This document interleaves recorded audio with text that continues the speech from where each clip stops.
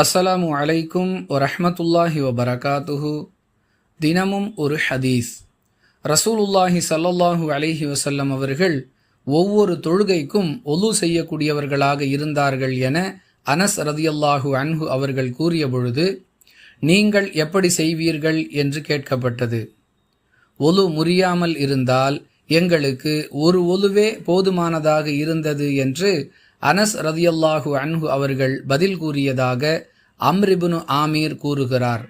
நூல் புகாரி, ஹதீஸ் எண் 214. ஒவ்வொரு தொழுகைக்கும் ஒலு செய்ய வேண்டும் என்பது அனைவரும் தெரிந்த தகவல்.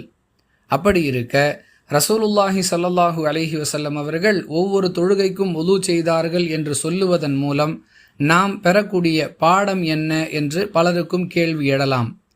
அன்பானவர்களே, அதை தொடர்ந்து வரக்கூடிய வாசகம் நம்முடைய கேள்விக்கு பதிலாக அமைகிறது. ஒலு முறியாமல் இருந்தால் எங்களுக்கு ஒரு ஒலுவே போதுமானதாக இருந்தது என்று அனஸ் ரதியல்லாஹு அன்ஹு அவர்கள் சொல்லக்கூடிய பதிலை வைத்து பார்க்கும் பொழுது, ஒலு முறியாமல் இருந்தாலும் ரசூலுல்லாஹி ஸல்லல்லாஹு அலைஹி வஸல்லம் அவர்கள் ஒவ்வொரு தொழுகைக்கும் ஒலு செய்யக்கூடிய வழக்கமுள்ளவர்களாக இருந்திருக்கிறார்கள் என்பதை அறிந்து கொள்ள முடிகிறது.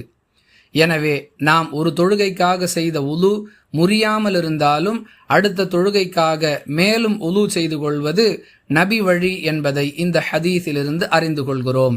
எப்படியும் உலு செய்ய போகிறோம், எனவே இயற்கை தேவைகளையெல்லாம் நிறைவு செய்துவிட்டு ஒலு செய்யலாம் என்று முடிவெடுத்தால் அது ஒலுவிற்கு மேல் ஒலு செய்ததாக ஆகாது.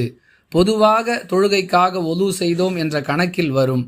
இந்த நபி வழியை பின்பற்றியதாக ஆகாது என்பதையும் கூடுதல் விளக்கமாக தெரிந்து கொள்வோம். வாஹிரு தஅவானா அனில் ஹம்துலில்லாஹி ரப்பில் ஆலமீன். அஸ்ஸலாமு அலைக்கும் வரஹ்மத்துல்லாஹி வபரகாத்துஹு.